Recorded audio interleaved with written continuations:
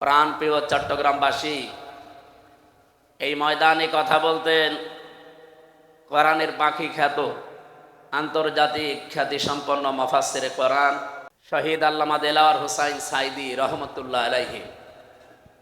আমার জেলখানার সাথে 3টা বছর আমি আল্লাহরে বান্দার সাথে পাশেই ছিলাম। আমি ছিলাম 4 নম্বরে, উনি ছিলেন 1 নম্বরে। খালি একটা দেওয়াল ছিল মাঝে। আল্লাহ তার এই গোলামের সারা জীবনের কোরআনের খেদমত যেন কবুল করি, জান্নাতুল ফেরদাউসের সুউচ্চ মাকাম নসিব করেন, বলেন আমিন। রব্বুল আলামিন বলেন, কুল বিফাদলিল্লাহি ওয়া বিরহমাতিহি ফাবিযালিকা ফালইফরাহু হুয়া খায়রুম মিম্মা ইয়াজমাউন। বলেন আল্লাহু আকবার।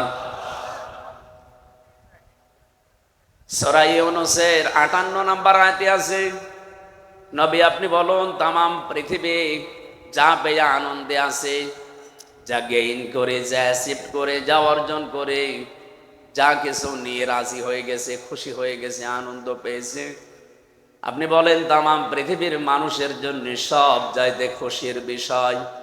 এখানে 2টা তাফসীর হয়, 1 নম্বরে কোরআন, 2 নম্বরে মুহাম্মাদুর রাসূলুল্লাহ।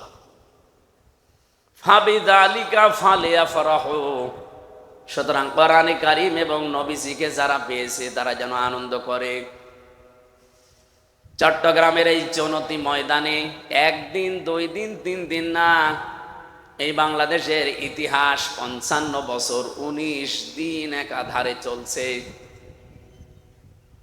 নবীজিকে জানা, বোঝা এবং তার জীবনী মানার জন্যই এরকম আয়োজন।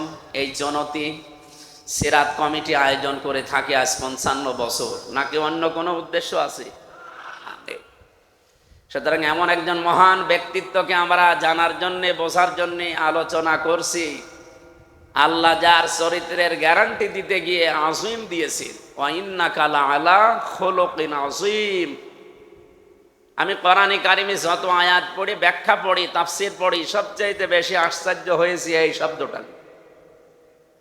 আল্লাহ শুধু 2 জায়গায় আযীমটা লাগিয়েছেন। 1 নম্বরে কোরআনের ক্ষেত্রে, ওয়ালাকাদ আতাইনাকা সাবআম মিনাল মাসানি ওয়াল কুরআনাল আযীম। সূরা হিজরের ভেতরে আছে, কোরআনের ক্ষেত্রে আল্লাহ আযীম লাগিয়েছেন। আর রাসূলের চরিত্র বর্ণনা করতে গিয়ে আল্লাহ দিয়েছেন আযীম। এটা যেহেতু রেকর্ড হচ্ছে, তামাম দুনিয়া চলছে এখন লাইভে, তামাম পৃথিবীর মানুষকে আমি সামনে নিয়ে বলছি, আমরা যাকে আদর্শ মেনে চলি তার সবচাইতে বড় গুণ 63 বছরে একটা মিথ্যা কথা নেই। সুবহানাল্লাহ, বাড়ি যেয়ে বলবে। আপনি কি টের পাচ্ছেন আমি কি বললাম? আমরা যাদেরকে আদর্শ মেনে চলি, 63 বছর না, 63 ঘন্টায় 63 মিথ্যা কথা বলে।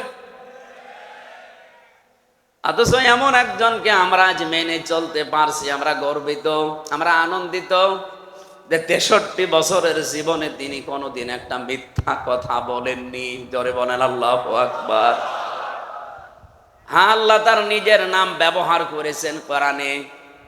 হযরতে ইসমাঈল নবীর ক্ষেত্রে আল্লাহ দিয়েছেন ফাবাশশারনাহু বিগুলামিন হালিম। আপনাকে আমি একটা ধৈর্যশীল, সহনশীল সন্তানের সুসংবাদ দিচ্ছি। এই যে হালিম, আমার আল্লাহর নাম। আজকের সভাপতি উনি হালিম না, উনি আব্দুল হালিম। ওনাকে যদি শুধু কেউ হালিম বলে ডাকেন আপনার গোনা হবে, কারণ হালিমকে আরো জোরে বলেন, উনি কি? আব্দুল হালিম। উনি হালিমের দাস, হালিমের গোলাম, হালিমের বান্দা।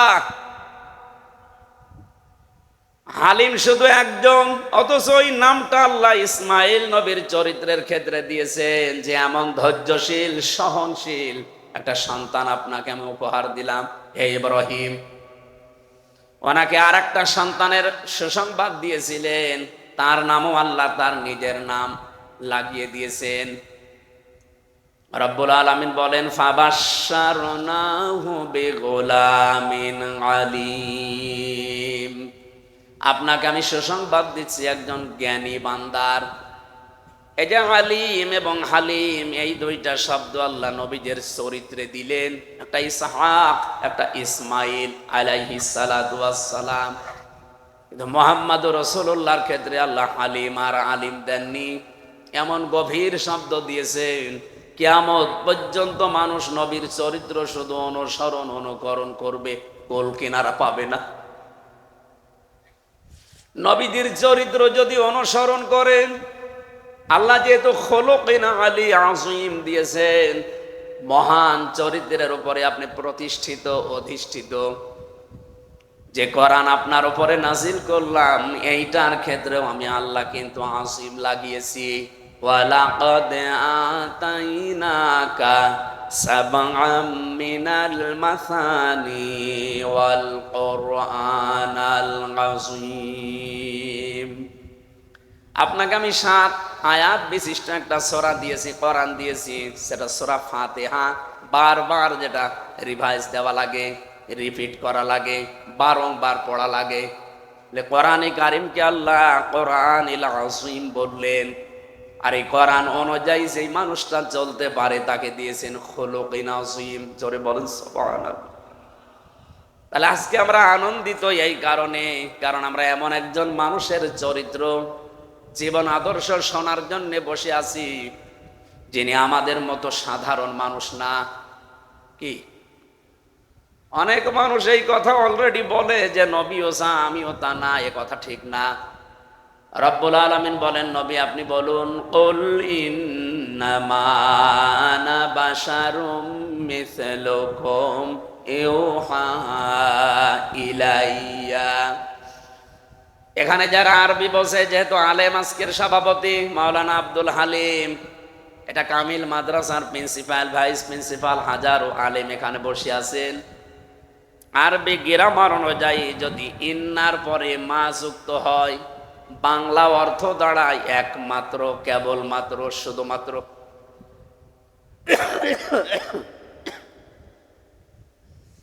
রব্বুল আলামিন এখানে জানাতে চেয়েছেন, নবী আপনি বলুন আমি তোমাদের মতো মানুষ, কিন্তু আমার উপরে ওহী আসে, তোমাদের উপরে আসে না, এটা একটা পার্থক্য। তাহলে আমাদের মতো নবী হয় কি করে? আমরা তো ওহী পেলাম না, পেয়েছি আমরা ওহী? বলেন বলেন।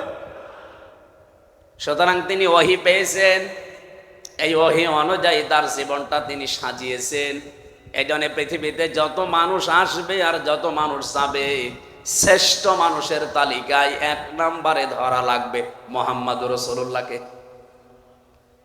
বঙ্গবন্ধু শেখ মুজিবুর রহমানকে অনেকেই বলে যে উনি 1000 বছরের শ্রেষ্ঠ বাঙালি, কিন্তু তামাম পৃথিবীতে কিয়ামত পর্যন্ত যারা আসবে, দুনিয়া তৈরি হওয়ার পর থেকে আজকে পর্যন্ত যারা এসেছে, সবার ভেতরে বঙ্গবন্ধু শ্রেষ্ঠ বাঙালি এ কথা কেউ বলে? 1000 বছরের এই শব্দটা আমরা লাগিয়েছি, কিন্তু আল্লাহ পাক যার নামের আগে খুলুকিন আযীম লাগিয়েছেন, আপনি যদি গভীরতায় যেতে চান, এ মাপজব করে কোল কিনারা কোনো দিন পাবেন না। এই জন্য আমরা যারা আনন্দ করতে চাই, আজকে এই 19 দিনের 17 দিন একাধারে এখানে আনন্দ চলছে, নবীর সিরাত শুনে। নাকি অন্য কিছু আলোচনা হয়েছে? কিন্তু দুঃখজনক একটা বিষয় আছে, এই চট্টগ্রাম বিভাগ এবং সিলেট বিভাগ, বাংলাদেশে এই 2টা বিভাগে যেই কয়টা জেলা আছে, তার অধিকাংশ জেলাতে মানুষ এই রবিউল আউয়াল মাস আসলে, এই মাসটা আসলে আমাদের এই 2 বিভাগে আমরা দেখি মানুষ পাগল হয় মিলাদুন নবী নিয়ে। ঈদে মিলাদুন নবী নাম দিয়ে যারা এটা করে, ঈদ মানে আনন্দ, মিলাদ মানে এটা মিলাদুন থেকে জন্ম, নবীজির জন্মে আপনি আনন্দ করবেন কেন? এই বিষয়টা আবিষ্কার করে না কেউ। রবিউল আউয়াল মাস তো আগেও ছিল, এটা তো আর নতুন না। শুধুমাত্র এই 1500 বছরে রবিউল আউয়াল মাসের দাম মর্যাদা এত বেড়েছে তা কিন্তু না, এর আগেও ছিল। রবিউল আউয়াল মাসের বয়স কত আপনি বলতে পারবেন?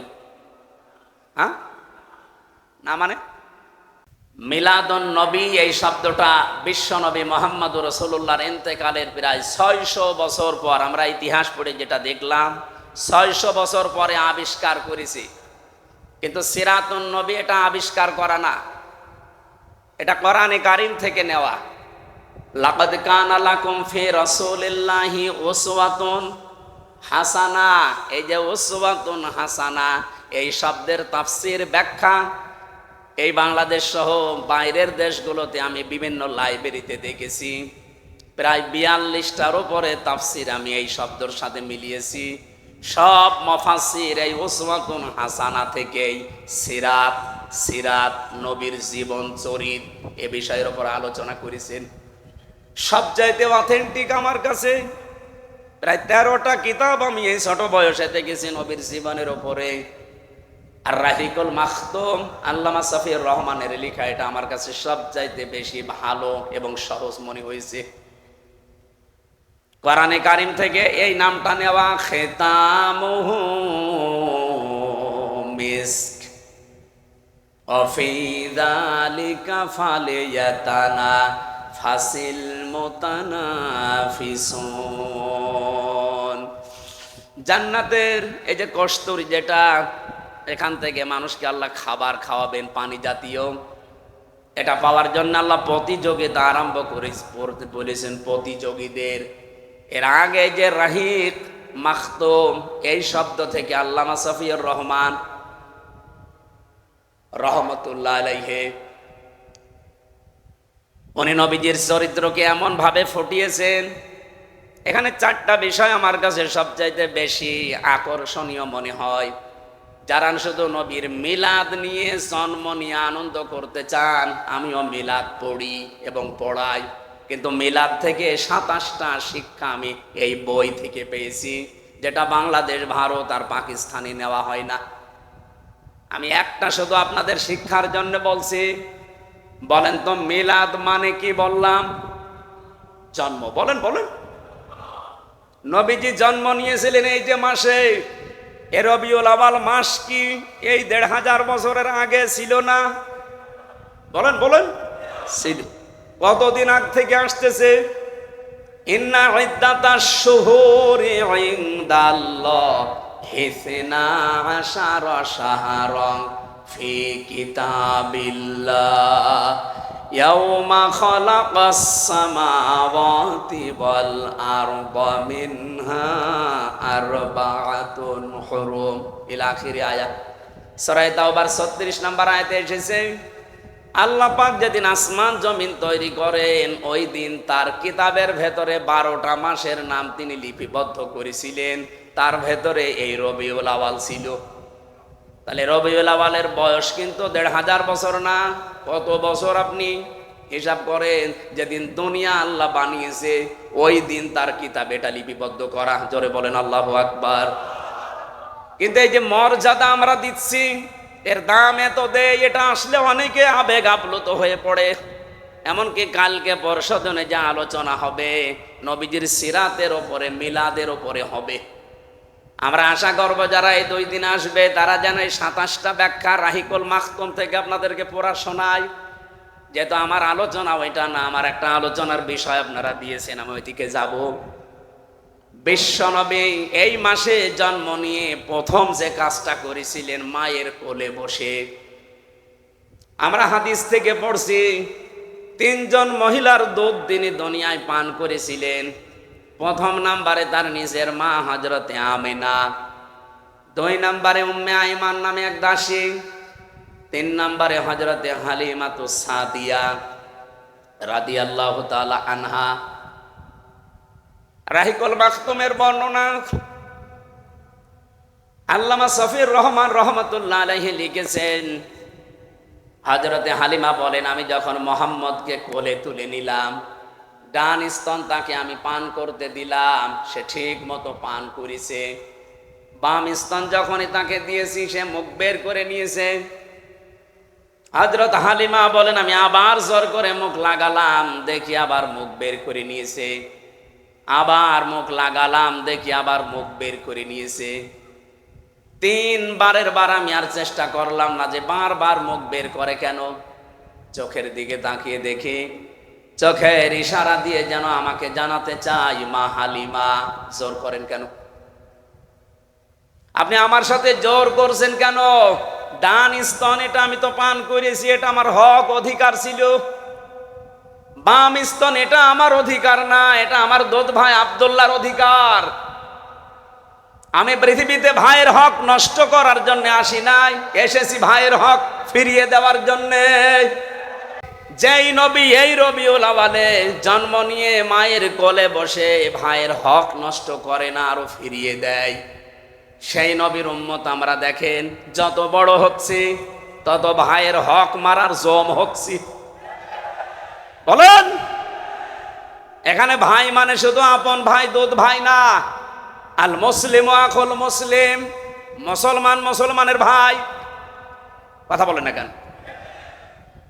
বলেন তো, বাংলাদেশে যারা চাঁদাবাজি করেন, যার কাছে করেন, ওকে আপনার মুসলমান ভাই না? ভাইয়ের সম্পদ কোন ভাই চাঁদাবাজি করতে পারে? তাহলে করছে কারা? আপনি কিসের মুসলমান দাবি করেন? কিসের রবিউল আওয়ালে মিলাদ পড়েন? আমার কুষ্টিয়াতে এই রবিউল আওয়ালের 12 তারিখে আমাকে ডাক দিয়ে বলছে, হুজুর মিলাদ পড়ে দিন, নবীজির জন্মের মাস। আমি গোপন সূত্রে কথাটা বলছি। ওনারে জিজ্ঞাসা করেছে একজন যে আপনি এত টাকা পেলেন কোথায়? এতগুলো গরু জবাই করেছেন, এত খেচড়ি জিলাপি বিরানি কোথায় পেয়েছেন? মিলাদ দেখছেন নবীজির জন্মের, এত আবেগ আপনার। ওনাকে বলেছে যে এটা সাদার টাকা। সাদার টাকা দিয়ে রবিউল আওয়ালে মিলাদ দিচ্ছে। চট্টগ্রামে তো এসব নেই। এই কথা বলছেন, শুধু চট্টগ্রাম না, শুধু কুষ্টিয়া না, সারা দেশে এভাবে চলছে। এমনকি রবিউল আওয়াল এসেও এটা থেমে নেই, এ মাসে আরো বেশি চলছে। ওরা আবার মিলাদ পড়াবে রবিউল আওয়াল আসলে না। মিলাদ পড়লে আপনি এই শিক্ষাটা প্রথমে নেওয়া লাগবে। এরকম 27টা পেয়েছি একটা একটা করে। আমার যেহেতু মিলাদ নিয়ে আলোচনা না, আমার সিরাত নিয়ে আলোচনা। এই পৃথিবীতে যদি কেউ শুধুমাত্র মিলাদ মানে কিন্তু নবীজির সিরাতকে না মানে, ওই লোকটা জাহান্নামে যাবে, তার বাস্তব প্রমাণ আবু লাহাব, আবু তালেব। নবীজির এই 2 জন চাচা নবীর জন্মে খুশি ছিল। আপনি আবু তালেবের জীবনী পড়েন, আবু লাহাবের জীবনী পড়েন, তাফসিরে পেয়েছি এই 2 জনের জীবনী। তারা এত বেশি খুশি হয়েছিল নবীর জন্মে, আল্লাহর নবীর যেদিন জন্ম হয় এই 2 আঙ্গুল দিয়ে দাসী পর্যন্ত আজাদ করে দিয়েছে। কিন্তু যখন এই নবীজির জীবনী তাদেরকে মানতে বলা হয়, আল্লাহর নবীর আদর্শের ওপরে আসতে বলা হয়, তখন তারা বিভিন্ন কথাবার্তা তুলে মানতে চায়নি। আবু তালেবের কথা জানেনও, কিন্তু বলেছিল যে ভাতিজা তোমাকে ভালোবাসি, কিন্তু মানতে পারলাম না। বুখারী শরীফে এসেছে, ইয়া আম্মি আবি তালিব কুল লা ইলাহা ইল্লাল্লাহ হাজ্জুল লাকা ইনদাল্লাহি ইয়াউমাল কিয়ামাহ। চাচা, জোরে বলা লাগবে না, আমার কানের কাছে মুখ নিয়ে শুধু আস্তে করে বলেন লা ইলাহা ইল্লাল্লাহ। এমনকি মুহাম্মাদুর রাসূলুল্লাহ ঘোষণা আপনার দেওয়ার দরকার নেই। আমি যে মুহাম্মদ এটা আমি তো জানি, আমি মেনে নিলাম, কিন্তু আল্লাহর একাত্মবাদের স্বীকৃতি আপনাকে দেওয়া লাগবে। আপনার জোরে দিলে যদি সমস্যা হয়, একটু আস্তে আস্তে বলেন। কিয়ামতের দিন আমি আল্লাহর সামনে ঝগড়া করে আপনাকে জান্নাতে নিয়ে যাব। না, লোকটা পড়ে না। পাশে যারা দাঁড়িয়েছিল তারা বুঝ দিয়েছে, আবু জেহেল আর আবু সুফিয়ান, যে নেতা পড়বা, সারা জীবন বাপদাদার ধর্ম মানলে, এখন এই ভাতিজার নতুন ধর্ম গ্রহণ করে কলঙ্কিত হবা, মানুষ তোমারে ভীরু বলবে, কাপুরুষ বলবে। ও বলছে, ভাতিজা মোহাম্মদ তোমাকে আমি ভালোবাসি, কিন্তু তোমার কালেমা আমি পড়তে পারলাম না, তুমি আমারে মাফ করে দিও। ঠিক এইভাবেই পড়েছি তার জীবনে আমি, তুমি আমাকে মাফ করে দিও। বলেন তো মাফ করার মালিক নবীজি না আল্লাহ? বলেন বলেন। অমাইয়াগফিরুয-যুনুবা ইল্লাল্লাহ, আল্লাহ বাদে মাফ করতে কেউ, আরো জোরে বলেন, পারে না। সঙ্গে সঙ্গে নবীজির মন খারাপ হয়ে গেল।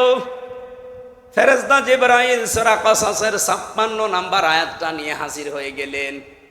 ইন্নাকা লা তাহদি মান আহবাবতা ওয়ালাকিন্নাল্লাহা ইয়াহদি মান ইয়াশা। এ নবী, আপনি মন খারাপ করেন কেন? হেদায়েত তো আপনার হাতে আমি দেইনি যে যাকে ভালোবাসেন তাকে দিয়ে দেবেন, বরং আমি আল্লাহ হেদায়েত আমার হাতে রেখেছি। এটা পাবে কে? ওয়া হুয়া আ'লামু বিল মুহতাদিন। আ'লামু ইসমে তাফজিল, এটা সুপারলেটিভ ডিগ্রি। আপনার চাইতে আমি ভালো জানি যে হেদায়েত কাকে দেওয়া যায়। এই লোকটা আপনার চাচা, আমি জানি সারা জীবন আপনাকে ভালোবাসা দিয়েছে।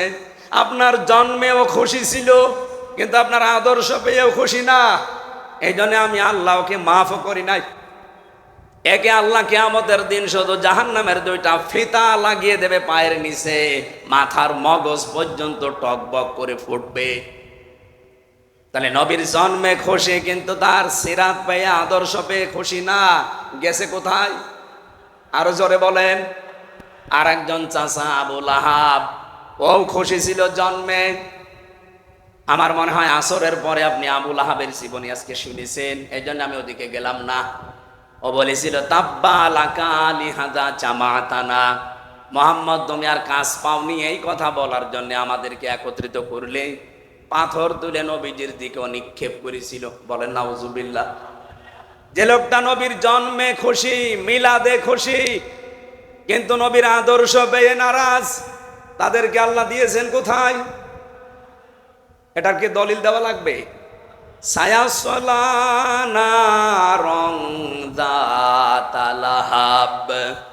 শুধু আবু লাহাবকে আল্লাহ অতি শীঘ্র জাহান্নামের অগ্নিকুণ্ডে দেয়নি, অমরাতুহু তার স্ত্রীকেও তার সাথে দিয়েছে।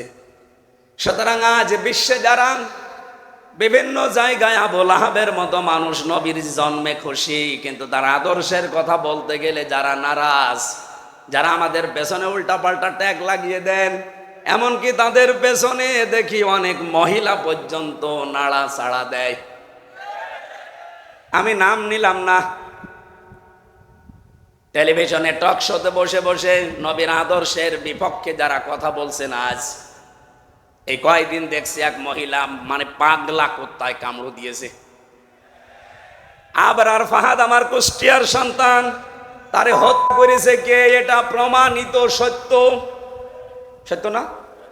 আমার সাথে জেলে ছিল 20 জন আবরার ফাহাদের হত্যাকারী। তারা ওরা নিজেরা বলেছে যে এভাবে পিটিয়েছে। অথচ টক শোতে বসে বসে একজন মহিলা দেখলাম বলছে যে আবরার ফাহাদকে হত্যা করেছে ছাত্র শিবির। এত বড় ডাহা মিথ্যা কথা আপনি বলতে পারলেন? যে মানুষগুলো ডাহা সত্যকে মিথ্যা বানিয়ে প্রচার করতে চায়, নবীর আদর্শের মানুষগুলোকে যারা কলঙ্ক দিতে চায়, কত মানুষকে বলতে শুধু ইসলামী ছাত্র শিবির 1971 সালে নাকি তারা যুদ্ধ অপরাধী এই নামে দণ্ডিত, অথচ এ দল তৈরি হয়েছে 1977 সালে। আমার মনে হয় শয়তান এদের কথা শোনে আর হাসে, আর আমাদের একটা ভুল ক্রমে বের হয়েছে, সেইটা নিয়ে ওরা রাজনীতি আরম্ভ করেছে। আমার সূরা আবু লাহাবের তাফসিরে মাঝে মাঝে ফি জিলালিল কোরআন যখন দেখি, মনে হয় যে হয়তো এখন উম্মে জামিল আবু লাহাবের স্ত্রী বেঁচে নেই, কিন্তু তার পেতাত্তা অনেকে এখন এই দেশে আছে।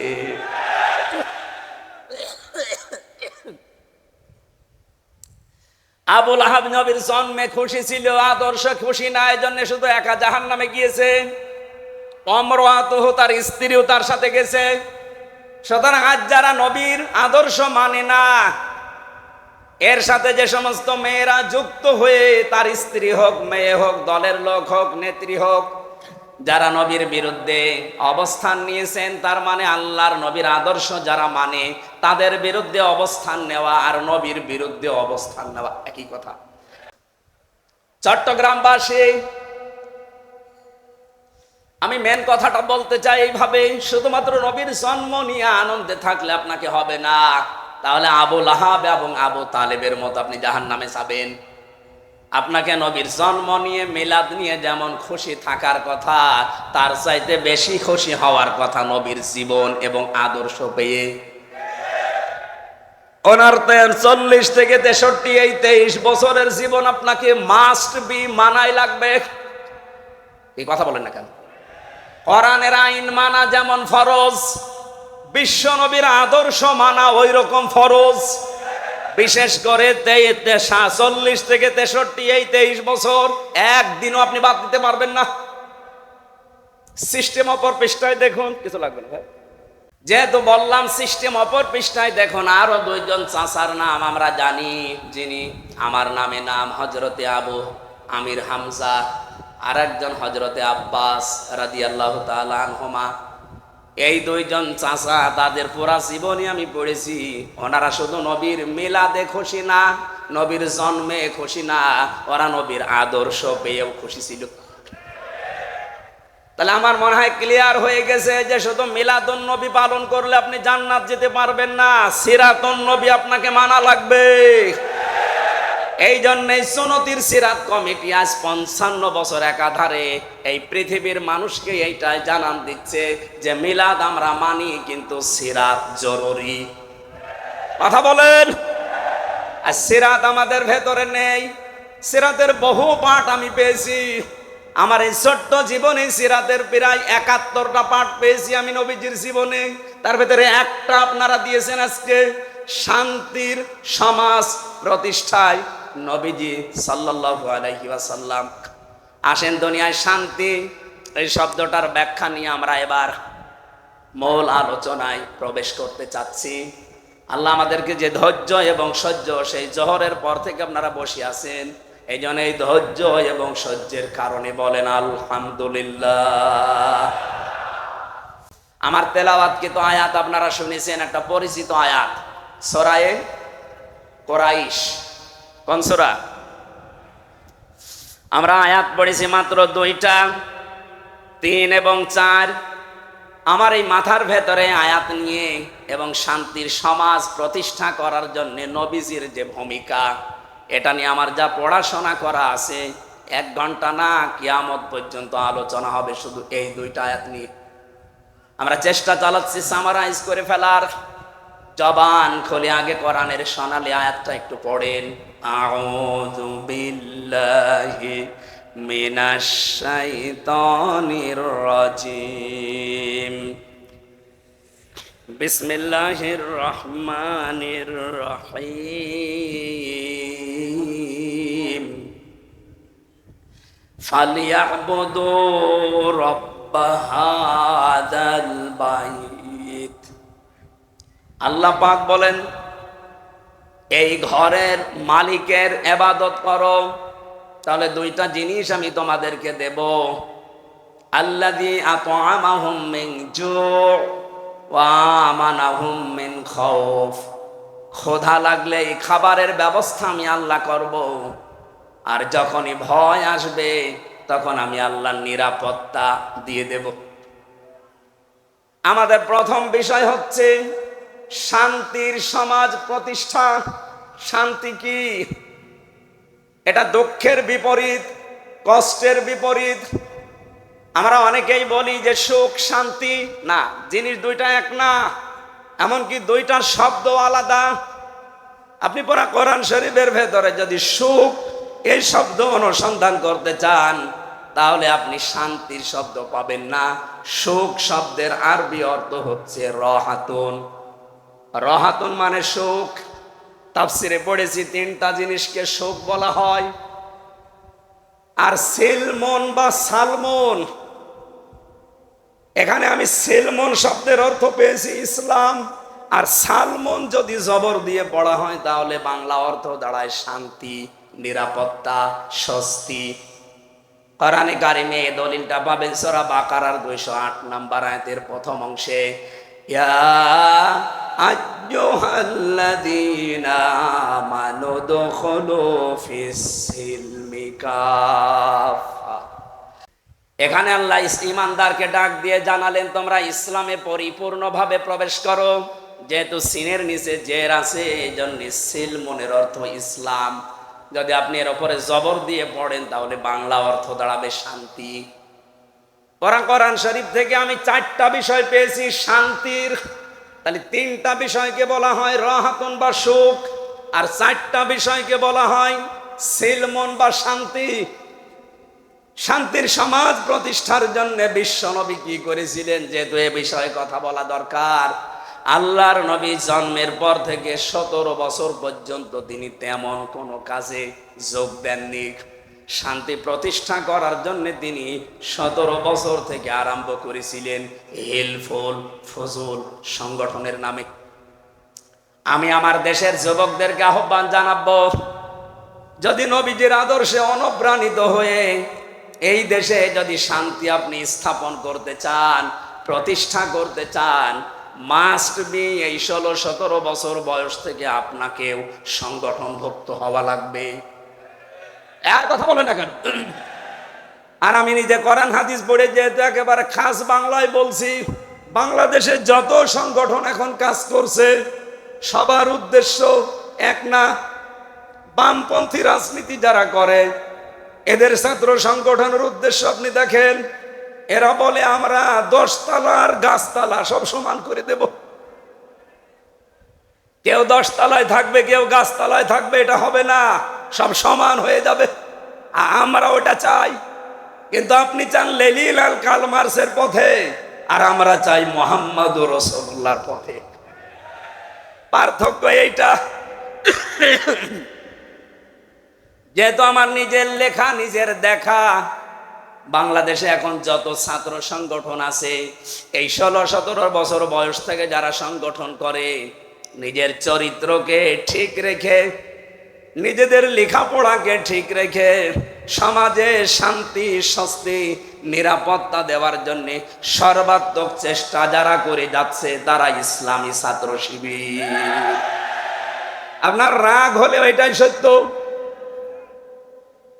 তার বাস্তব প্রমাণ আপনাদের এই এলাকায় বাড়ি এস এম ফরহাদ, এই পাশের জেলা খাগড়াছড়ি বাড়ি সাদিক কাইম, আমার জয়পুর হাটে বাড়ি মহিউদ্দিন।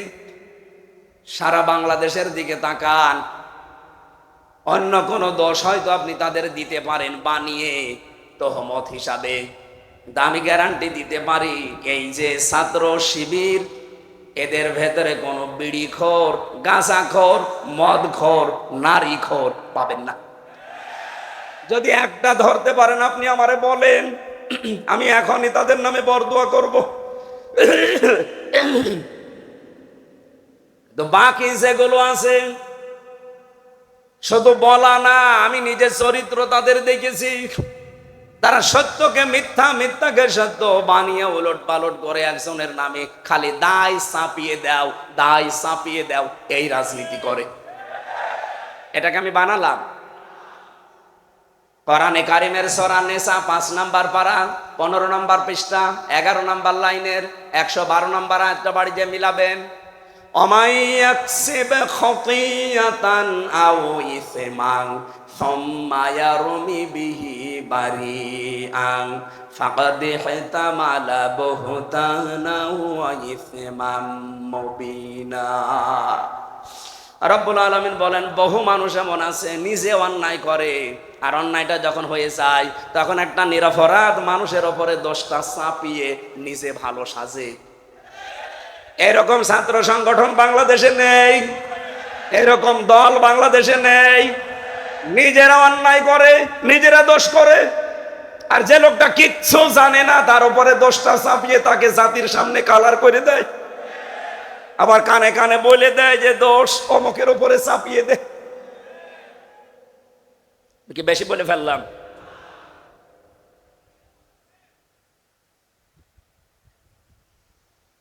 আল্লাহর ঘোষণা ছিল ফাকাদ ইহতামালা বুহতান ওয়া ইসমান মুবিনা।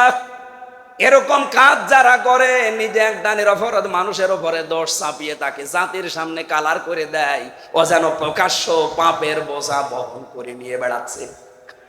এটা আজ হয়তো আমরা চর্ম চোখে দেখতে পাই না, আল্লাহ সে ব্যবস্থা করে নাই। এজন্য অন্যান্য দলের লোকরা আপনারা বেঁচে যাচ্ছেন। এজন্য নিজেদের চরিত্র সংশোধন করবেন। এটা শুধু দুনিয়ায় শেষ না, কিয়ামতের দিন আপনি মাথায় এই গোনার বোঝা বহন করে নিয়ে যাবেন। তখন ফেরেশতারা বলবে আলা সা আমা ইয়াসিরুন, কত নিকৃষ্ট বোঝা এরা বহন করে নিয়ে যাচ্ছে। দেখো কি করবেন তখন, অসহায়। এই জন্য আগে থেকে সাবধান করলাম, কপালে কিন্তু এটা আসতেছে। আজ যারা নিজেরা অন্যায় করে ভালো মানুষের উপরে দোষগুলো চাপিয়ে দেওয়ার এই সংস্কৃতি আরম্ভ করেছে, আপনার কপালে কিন্তু আসতেছে এটা। আমার দায়িত্ব ছিল সতর্ক করার। আমি জানি এরপরেও কিছু মানুষ আবু জেহেলের মতো ও সতর্ক হওয়া দূরের কথা, ওর শয়তানি আরো বাড়বে। নবীজি এই কোরআন আবু বকরের সামনে পড়েছিলেন, আবু জেহেলের সামনেও পড়েছিলেন। আবু বকর কোরআন শোনার পরে তার ঈমান বেড়ে গেছে, আর আবু জেহেল কোরআন শোনার পরে ওর ঈমান বাড়ে নাই, ওর শয়তানি বেড়ে গেছে। এখানে আবু বকরের মন মতন যদি থাকেন যে আবু বকরের মতো মন আমার, আপনার আজকে ঈমান বাড়বে। আর যদি আপনার মন হয় আবু জেহেলের মতো, ঈমান বাড়বে না, আপনার শয়তানি বাড়বে। আবু বকরের মন নিলে ঈমান বাড়ে, ঘোষণা কার? আরো জোরে বলেন, ইন্নামাল মুমিনুনা আল্লাযীনা ইযা যুকিরাল্লাহু ওয়াজিলাত কুলুবুহুম ওয়া ইযা তুলিয়াত আলাইহিম আয়াতুহু যাদাতুহুম ঈমানা। কোরআনের আলোচনা যদি মন দিয়ে আপনি শুনতে পারেন আর উপলব্ধি করার যোগ্যতা যদি আপনার থাকে, মাস্ট বি যাদাতুহুম ঈমানা, আপনার ঈমান বাড়বে। কিন্তু যারা কাফের, আবু জেহেলের মতো মন নিয়ে বসে আছেন, বিভিন্ন জায়গায় বসে বসে গল্প করছেন যে কি বলে দেখি, তাদের কথা আল্লাহ কোরআনে দিয়েছেন। সূরা হজে আছে 17 নম্বর পারা 19 নম্বর পৃষ্ঠার 13 নম্বর লাইনে আছে। রব্বুল আলামিন বলেন, ওয়াইদা তুতলা আলাইহিম আয়াতুনা বাজ্জিনাতিন তা'রিফু ফি ওয়ুজুহিল্লাযীনা কাফারুল মুনকার। হে নবী, আপনি কোরআন তেলাওয়াত করে ব্যাখ্যা বিশ্লেষণ করে যখন স্পষ্টভাবে বোঝাবেন, দেখবেন যারা কাফের ওরা আপনার দিকে তেড়ে তেড়ে মারতে আসবে। এখানে হয়তো মারতে আসছেন না, কিন্তু চোখ মুখ কালো হয়ে গেছে। দেখেন কোনটার মন খারাপ, তাকান, দেখেন দেখেন। যেইটার মন খারাপ দেখবেন, মনে করবেন ওর ভেতরে আবু জেহেলের মতো সমস্যা। বলেন বলেন, আমি কি আয়াত এখন বানালাম? তা'রিফু ফি ওয়ুজুহিল্লাযীনা কাফারুল মুনকার। তার মন মেজাজ খারাপ হয়ে যাবে, চেহারা পাল্টিয়ে যাবে। তার আগে অগ্নিশর্মা হয়ে মনে হবে যে আপনাকে ওরা মেরে ফেলতে পারলে ভালো হয়। আমার তো মনে হয় বাংলাদেশে আয়াত এখন অনেকের জন্য কার্যকর। কার কার সাথে মিলে যাচ্ছে হাত তোলেন তো। এই একজো, ওটার মাথায় মনে হয় তার কাটা আছে। কি বলছি ও টের পাচ্ছে।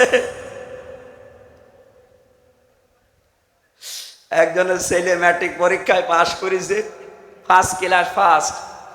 দোকানে বসে বসে লোকটা চা খাচ্ছি, একজন দৌড়িয়ে এসে বলছে, চাচা আপনি এখানে চা খান, আপনার ছেলেটা ম্যাট্রিক পরীক্ষায় পাশ। বলছে ইন্না লিল্লাহ। আমার মনে হয় ওই লোকটা সে। এবার আসেন তো আমরা দ্বিতীয় বিষয়ে যাচ্ছি। বিশ্বনবী যে হেলফুল ফজুল গঠন করার মাধ্যমে সমাজে শান্তি প্রতিষ্ঠা করার চেষ্টা করেছিলেন, তিনি কি সফল হয়েছিলেন? তিনি 17 থেকে 40-23 বছর চেষ্টা চালান এলাকার যুবকদেরকে নিয়ে, কিন্তু পারেননি। একটা মাত্র কারণে পারেননি, কারণে 23 বছরে তার কাছে কোরআন ছিল না। এই একই মানুষ 40 থেকে 63, এটাও 23 বছর চেষ্টা চালিয়েছিলেন, কিছু কাছে কোরআন ছিল। এই জন্য উনি শুধু শান্তির সমাজ না, খয়রুল কুরুনি করনি, উনি বলেছিলেন আমার যুগ শ্রেষ্ঠ যুগ, সুবহানাল্লাহ বলতে পারেন নাই?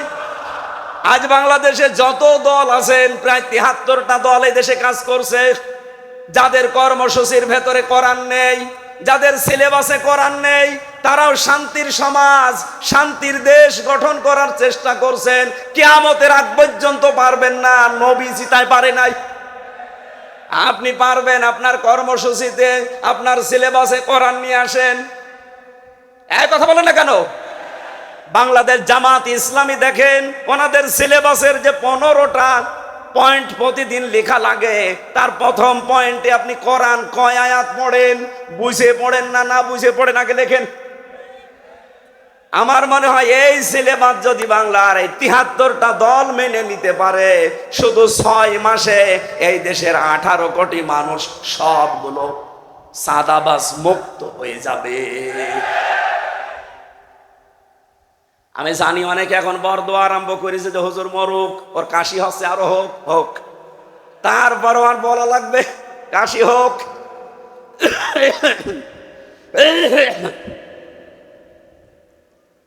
বলেন নবীজি নিজের 17 থেকে 40, 63, 23 বছর চেষ্টা চালিয়েছিলেন ভালো করার জন্যে, শান্তির সমাজ প্রতিষ্ঠার জন্যে। পেরেছেন? পারেন নাই, কারণ কোরআন ছিল না। অথচ একই নবী শুধু কোরআন হাতে পেয়েছেন 40 বছরে, বাকি 23 বছর চেষ্টা চালিয়ে যেখানে যেখানে গিয়েছেন পুরা এলাকাটা তিনি জান্নাতের পরিবেশ বানিয়েছিলেন। এবার আসেন, আমি ইতিহাস থেকে একটা কোড করেছি, কষ্ট হচ্ছে, একটু সময় বেশি লেগে যাবে আমার মনে হয়, 15-20 মিনিট বেশি লাগবে, থাকবেন না ইনশাল্লাহ? কারণ যত তথ্য আমি লিখেছি, বললাম না আমার জীবন শেষ হয়ে যাবে। আমি ইতিহাসে যেটা পড়েছি সেটা এবার 1 মিনিটে শোনাচ্ছি। ওই জামানায় নবীজি শান্তি প্রতিষ্ঠা করতে পারছিলেন না কেন, তিনি বাস্তবে একটু লক্ষ্য করে দেখলেন যে পুরা আরব জাহান ওই সময় 32 জন নেতার নেত্রী মিলে চালায়। ওই জামানায় পুরা আরব জাহানে 36টা গোত্র ছিল। কয়টা? বলেন বলেন, এটা রেকর্ড হচ্ছে, তুলে নেবেন। 36টা গোত্রের 36টা গোত্র প্রধান ছিল। মনে করেন বাংলাদেশের উদাহরণ দিলে বুঝবেন, এমপি আমাদের যেমন 300 এমপি, ওই সময় পুরা আরব জাহানে 36 জন এমপি ছিল। আর বাকি 3 জন জাতীয় নেতা ছিল, আর জাতীয় নেত্রী ছিল 3 জন। জাতীয় নেতা ছিল 3 জন 3টা জাতির। একটা ইহুদিদের, ওদের জাতীয় নেতার নাম হচ্ছে মারহাব। খ্রিস্টানদের জাতীয় নেতা ছিল মুখাইরে, আর মুশরিকদের জাতীয় নেতা ছিল আবু জাহাল। ওই জামানায় পুরা আরব দেশ মিলে 3 জন নেত্রী ছিল, জাতীয় নেত্রী। একজন ছিল আবু লাহাবে, আবু জেহেলের স্ত্রী নাকেরা। 2 নম্বরে হিন্দা, আবু সুফিয়ানের স্ত্রী। 3 নম্বরে আবু লাহাবের স্ত্রী উম্মে জামিল। আপনি বলেন, আমার যতটুকু লেখাপড়ায় বাংলাদেশ নিয়ে, আমাদের এই দেশটাও এই 630টা থানা আছে, এই দেশে 64টা জেলা আছে। জাতীয় নেতার ক্ষেত্রে আপনি দেখবেন এখনো প্রায় 3 জনের নাম শোনা যায়। বঙ্গবন্ধু, জিয়াউর রহমান, চাচা এরশাদ। জাতীয় নেত্রীও 3 জন, শেখ হাসিনা, খালেদা জিয়া, রওশন এরশাদ। আমার তো মনে হচ্ছে খাপের খাপ মমতাজের বাপ মিলে যাচ্ছে, অথচ এটা 1500 বছর আগে। বাংলাদেশের সাথে মিলছে কি করি? ওদিকে 36 আর ওদিকে 6, কত হয়? 42। কত হয়? এই টোটাল আরবে 42 জন নেতৃত্ব দিত। আমি একটু হিসাব করে মিলিয়েছি, বাংলাদেশেও ঠিক এই 42 জনই এই দেশটা এই 54 বছর নাড়াচাড়া করছে। তার ভেতরে চট্টগ্রাম একটু বেশি। নবীজি দেখলেন এই মানুষগুলো যতদিন দায়িত্বে আছে, এদের মাথা থেকে আগে খাবারের ছড়িগুলো নামিয়ে আবু বকরের মতো মানুষ, ওসমানের মতো মানুষ, ওমরের মতো মানুষ, হযরতে আলী রিদওয়ানুল্লাহি তাআলা আলাইহিম আজমাইন, এদের মাথার উপরে যদি আমি চাপিয়ে দিতে পারি, যারা আজ না খেয়ে থাকে তারা খাবার নিয়ে পারবে না। উনি এইটা বুঝেছিলেন, এই জন্য 40 বছর বয়সে ধ্যান আরম্ভ করেছিলেন। 40 বছর বয়সে ওনার কাছে আমার আল্লাহ ওহী পাঠিয়েছেন, ইকরা বিসমি রাব্বিকাল্লাযী খলাক। হে নবী, আপনি পড়েন আপনার রবের নামে। এদিকে তাকান, এবার একটা গুরুত্বপূর্ণ শিক্ষা আসছে। বিশ্ব নবীকে তিনবার জিবরাইল বলেছেন, হে নবী আপনি পড়েন। উনি 3 বারই বলেছেন, মা নবী করি, আমি পড়তে পারি না, আমি কি পড়বো, পড়তে আমি জানি না। 3য়বার যখন বললেন রব্বিকাল্লাযী খলাক, রবের নামে পড়েন। আমি আয়াতের তাফসীর পড়তে গিয়ে ফিসিল আলিল কোরআনে দেখেছি, সাইয়েদ কুতুব লিখেছেন, নবীজি আর 1 সেকেন্ডও দেরি করে নাই, এবার পড়তে পড়তে তিনি জিবরাইলের সাথে 5 আয়াত পড়েছিলেন। ফেরেশতা জিবরাইল জিজ্ঞাসা করছে, আপনাকে এতবার পড়তে বললাম পড়লেন না, হঠাৎ এবার 5 আয়াত আমার সাথে পড়ে ফেললেন কেন? নবীজি বলেন, ইয়া আখি জিবরাইল, হে জিবরাইল, বারবার আমাকে পড়তে বলেন, আমি কার নামে পড়ব? আপনি যখনই বললেন বিসমি রব্বিকা, যে রবের নামে পড়েন, যিনি আমাকে বানিয়েছে, আমি কিন্তু আর দেরি করি নাই। শুধু আজকে থেকে শিক্ষা দিয়ে গেলাম, কিয়ামত পর্যন্ত আমার যত উম্মত আসবে, ওরা যদি দুনিয়ায় পড়াশোনা করে, তারা যেন রবের নামে পড়ে। আমাদের দেশে রবের নামে পড়া ছিল, কিন্তু আস্তে আস্তে তুলে দিয়েছে। এই কথা বলেন না কেন? ক্লাস 5 এবং 8 বৃত্তি পরীক্ষা ছিল, সেখানে 100 মার্কের কোরআন আর হাদিস ছিল, সেটা তুলে দিয়েছে এই জালেমরা। আমরা চাই ওইটা আবার পূর্ণবহাল করা হোক। বলেন বলেন। এমনকি 1 থেকে 5 পর্যন্ত আপনারা গানের মাস্টার নিয়েছেন, নাচের মাস্টার নিয়েছেন, শরীর চর্চার নামে নাচ শেখান। আমরা চাই, আমরা পড়তে চাই ছোটবেলায় ছেলে মেয়েদেরকে, কিন্তু আমরা রবের নামে পড়াতে চাই। এই জন্য প্রাইমারিতে 1 থেকে 5 পর্যন্ত প্রত্যেক জায়গায় একটা ধর্মীয় শিক্ষক নেওয়া লাগবে, এটা আমাদের দাবি। এই দাবি করেন কারা কারা দেখে? লিল্লাহে তাকবীর।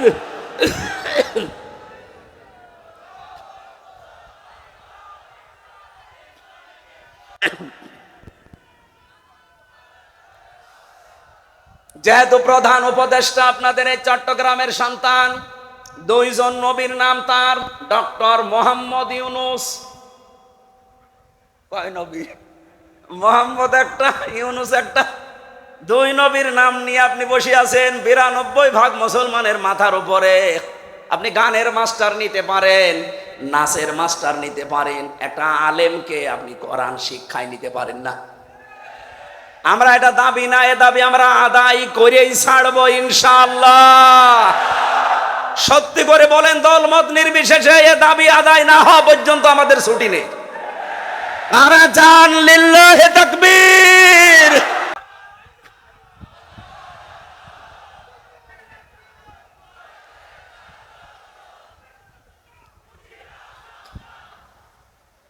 চট্টগ্রামবাসী, সুতরাং নবীজি প্রথম ওহী পাওয়ার পরে যেটা শিক্ষা দিতে চেয়েছিলেন, ওইটা 54 বছরও আমরা পেলাম না।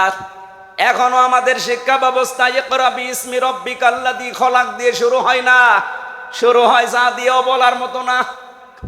এতদিন তো বাবার নামে অনেকে চালিয়েছে, এখন আবার নতুন করে অনেকে অন্য কিছু চালাতে চাচ্ছে। এই স্বপ্ন 7 বাংলার জমিনে পূরণ হবে। বলেন হবে? এটা দলমত জাতি বর্ণ ধর্ম নেই, যে ধর্মের মানুষ হোক, আপনার ধর্মের মূল নীতি অনুযায়ী পড়াশোনা করে। আমরা মুসলমান, আমাদের ধর্মের মূল নীতি হচ্ছে রব। কথা বলেন না কেন? আমরা আমার রবের নামে পড়তে চাই, যেটা আমার নবী আমাকে 40 বছর বয়সে শিখিয়েছে। রব্বুল আলামিন বলেন, শান্তির সমাজ প্রতিষ্ঠায় নবীজিকে এবার আমি আদেশ দিলাম, আল্লাযীনা আমানু ওয়া লাম ইয়ালবিসু ঈমানাহুম বিযুলমিন উলাইকা লাহুমুল আমন। এটা সূরা আনআমে আছে 7 নাম্বার পারা 17 নাম্বার পৃষ্ঠার প্রথম নাম্বার লাইনের 82 নাম্বার আয়াতের প্রথম অংশে। এটা ফি জিলালিল কোরআনে আছে, ইবনে কাসিরে আছে।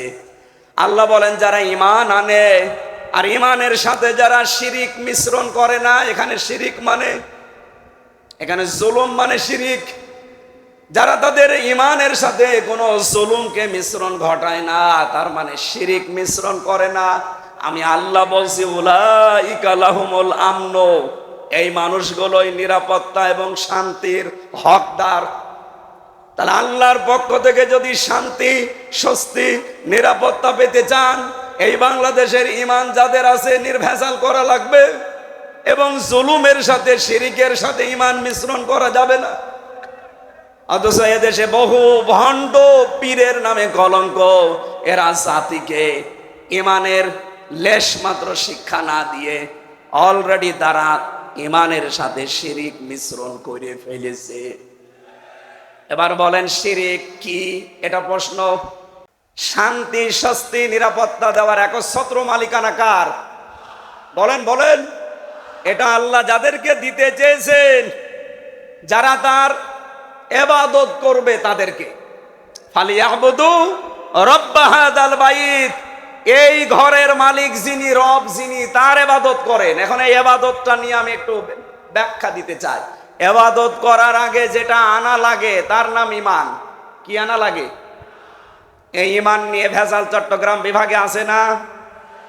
কি ভেজাল? আমি এক কথায় বলছি ভাই, আল্লাহ যেটা পারে ওইটা অন্য কেউ পারে, এই বিশ্বাস যে করে সে শিরিক করে, আর শিরিক যে করে সে মুশরিক। পৃথিবীতে যখনই আল্লাহর দ্বীন কায়েমের কথা বলবেন, কারো কাছে যদি খারাপ নাও লাগে, মুশরিকদের কাছে খারাপ লাগবে। এই তথ্য আছে সূরা শূরা 13 নম্বর আয়াতের শেষের একটু আগে। কাবুরু আলাল মুশরিকিনা মা তাদউহুম ইলাই। হে নবী, আপনি যেদিকে মানুষকে ডাকেন যে আসো দ্বীন কায়েম করি, আল্লাহর বিধান কায়েম করি, এটা শুনলে সবচাইতে বেশি অপছন্দ করে, খারাপ লাগে, মন খারাপ হয় মুশরিকদের। তাহলে আমরা এই জমিনে যখন দ্বীন কায়েমের কথা বলি, মাওলানা আব্দুর রহিম ভাই কিছুক্ষণ আগে যা বলছিলেন যাকাতের এই বিষয় নিয়ে, এটাও দ্বীন কায়েমের অংশ। এটা বললে খারাপ লাগবে কাদের? বলেন বলেন। আপনি কি মুশরিক? আজ অনেক আলেম পর্যন্ত ফতোয়াবাজি করছে এই দ্বীন কায়েমের বিপক্ষে।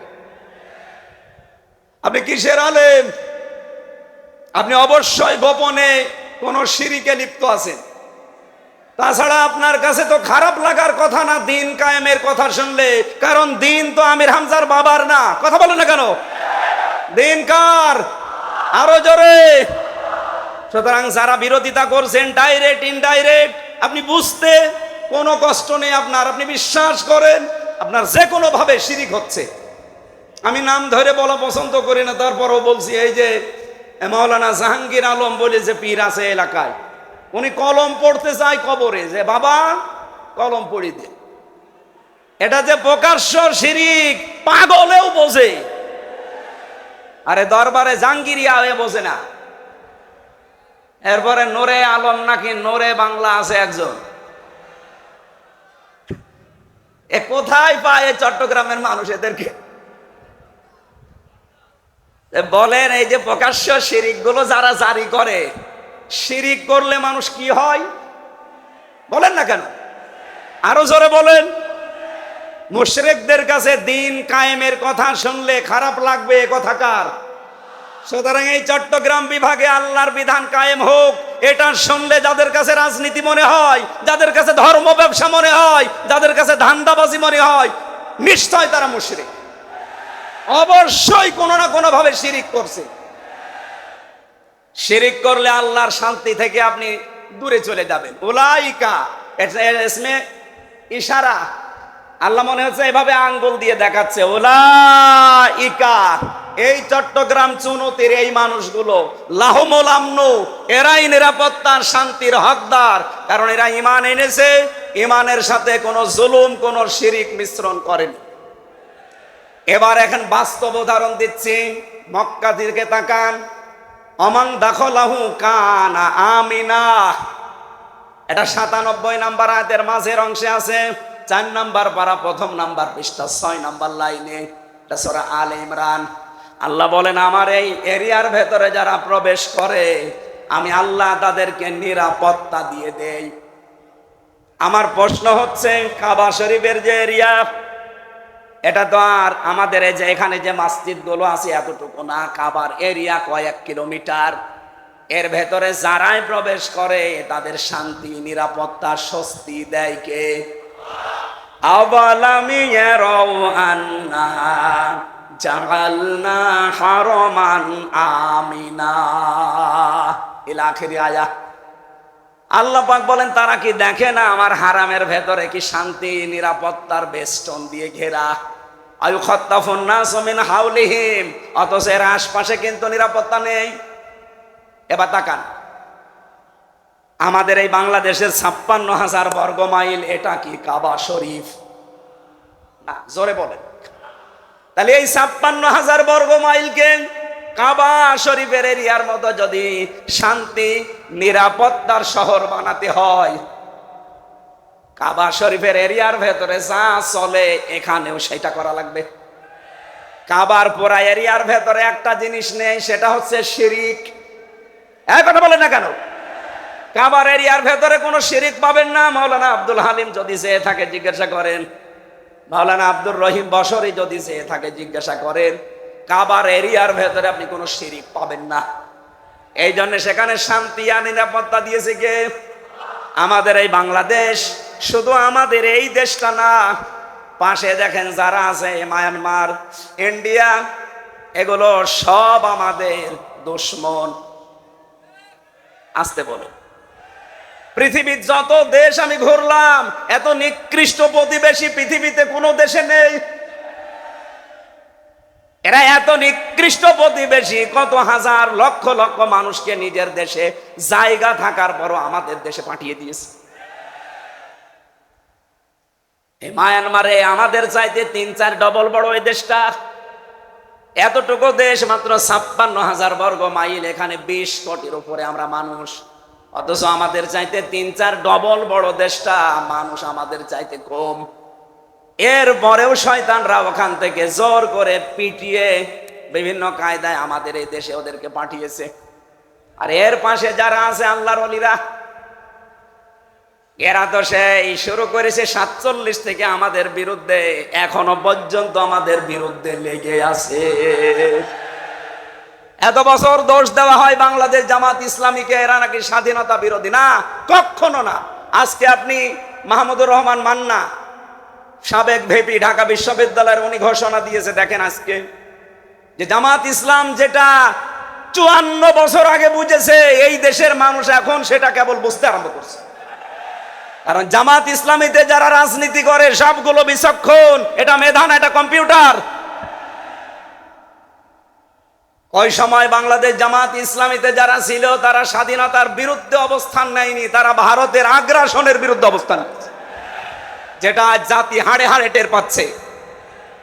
যুদ্ধ শেষ হতে না হতেই তারা ট্রাক ট্রাক সম্পদ দেশ থেকে নিজেদের দেশে, এগুলো চুরি বলে না ডাকাতি বলে না কি বলে বলেন, আর তারা বলে আমাদের বিশাল হিতাকাঙ্ক্ষী।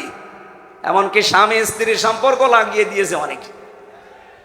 স্বামী স্ত্রীর সম্পর্ক হয়, এখনো তো হয়নি, আর হবেও না। কারণ মেয়ে আমাদের যাই হোক অন্তত মুসলমান, আর যার কাছে গেছে ও যাই হোক একটা মুশরিক, আর ও যা করে ওর জীবনে কোনো হেদায়েত আছে বলে আমার মনে হয় না। গুজরাটে কি করেছে দেখেছেন? ওনাকে গুজরাটের কসাই বলে ডাকা হয়। আল্লাহর একটা দুইটা না, শত শত ঘর মসজিদ ভেঙ্গে গুড়িয়ে দিয়েছে। আমার কাছে সবচাইতে কষ্টের এইটা, যে আপনি আল্লাহর ঘর ভাঙেন, আপনি মানুষ। আমি নাম নিতেও ঘৃণা করি এই লোকটার। এটা একটা শয়তানের চাইতেও নিকৃষ্ট মানুষ।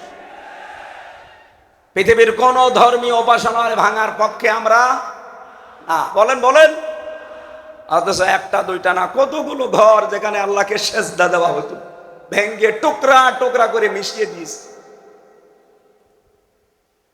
আমার তো যা মনে হয় আল্লাহর ঘরে যারাই হাত দেওয়ার চেষ্টা চালিয়েছে আল্লাহ তাদেরকে কাসফি মাকুল বানিয়েছে। এ ভারতও থাকবে না। এ খণ্ড বিখণ্ড হলো বলে দেখেন, কারণ ওরা আল্লাহর ঘরে হাত দিয়েছে। এই কথা বলেন না কেন? ওদেরকে এই জমিনের মানুষকে আল্লাহ দেখাবে খণ্ড খণ্ড হয়ে, যত টুকরা টুকরা করেছেন মসজিদকে তত টুকরা হবে।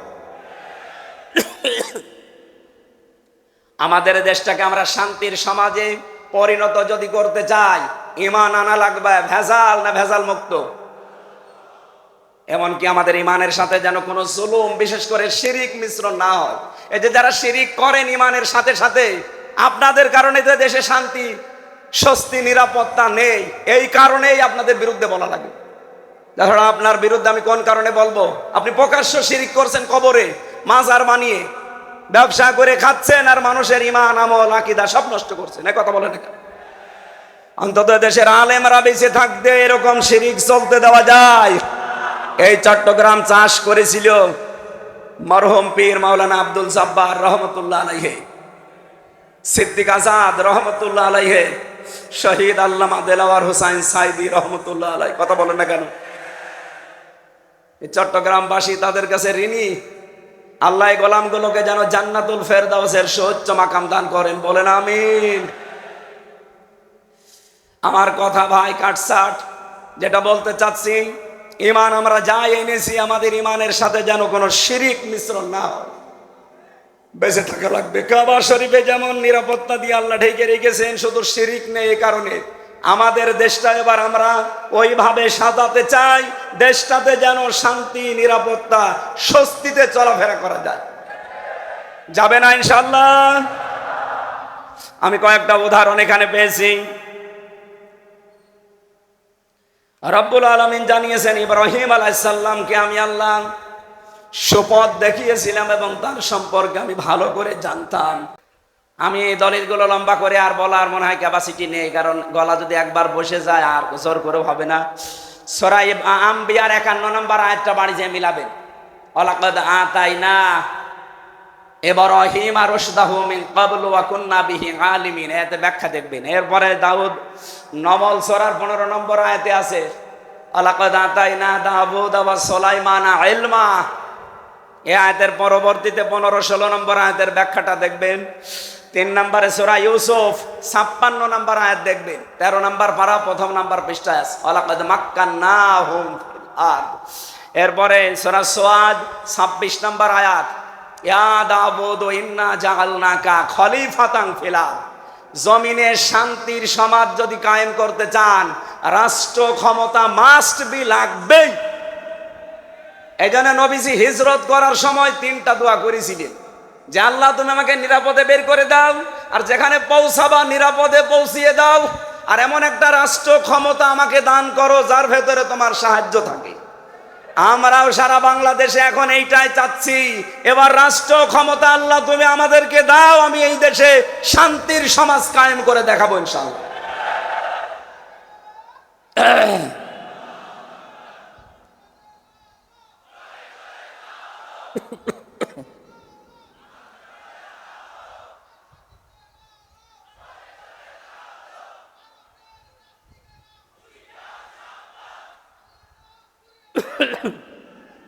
আমার ভাইরা, আরো কিছু দলিল আমার যেটা জানা আছে বিষয়ে।